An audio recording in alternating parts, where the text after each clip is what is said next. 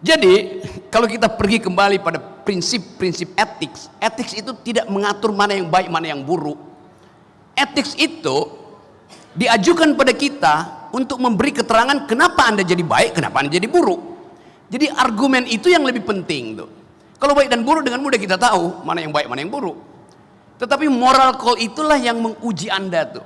Saya menjadi orang jahat, saya pertanggungjawabkan kejahatan saya. Itu namanya kejujuran. Saya mau berbuat baik, saya pertanggungjawabkan kebaikan saya. Itu namanya kejujuran, itu namanya integritas, itu namanya integrer, artinya tegak.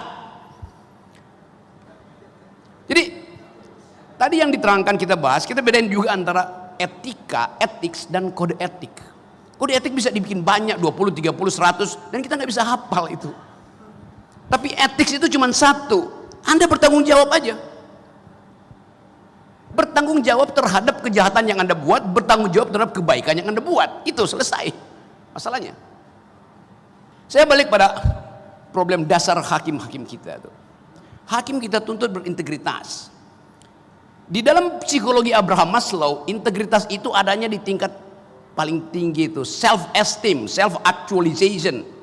Kalau kita baca tentang hierarki kebutuhan, manusia pertama-tama memerlukan basic needs, sandang, papan, pangan. Setelah itu dia butuh security, rasa aman. Setelah itu dia butuh self esteem, rasa dihargai, minta dihargai. Jadi kalau hakim-hakim di daerah basic needs-nya nggak ada, self esteem-nya nggak akan muncul. Hakim di daerah gajinya berapa? 7-10 juta.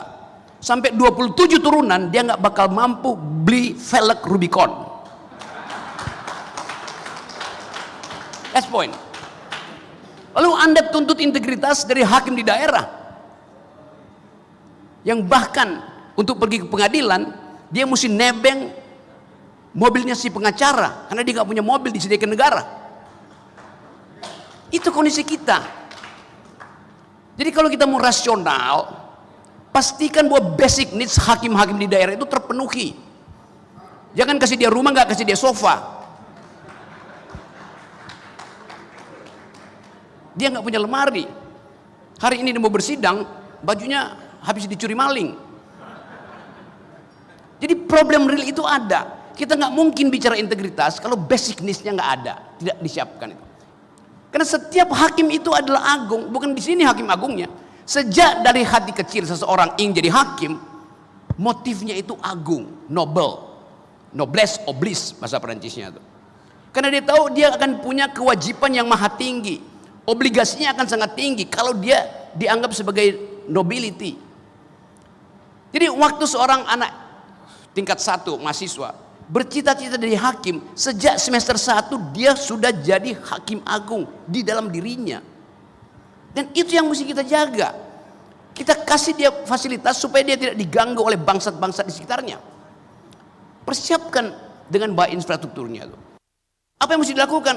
Kasih kali lipat dari gaji petugas pajak. Saya serius ucapin itu. 30 kali lipat. Karena hakim memproduksi keadilan, petugas pajak merampok keadilan. Sekarang kita lihat kenapa hakim tergoda dengan keadaan yang kita sebut hedonisme tadi itu. Kan dia merasa rendah diri di kalangan aristokrat daerah tuh. Kalau ada pertemuan semacam ini, hakimnya duduk di belakang, yang di depan anggota DPR, bupati, polisi segala macam, yang maling semua di situ. Coba, keagungannya di mana hakim itu? Mulailah bikin semacam SOP, hakim harus duduk di depan, karena kemuliaan ada pada dia tuh. Padahal di dunia, dari abad ke-100 sebelum Masehi, hakim itu ada Nobel, orang utama, aristokrat itu. Nah, kita mau ubah prinsip-prinsip itu supaya kita lega mengatakan bahwa ini negara hukum. Negara hukum artinya hakim dimuliakan dari sejak dia berpikir untuk jadi hakim.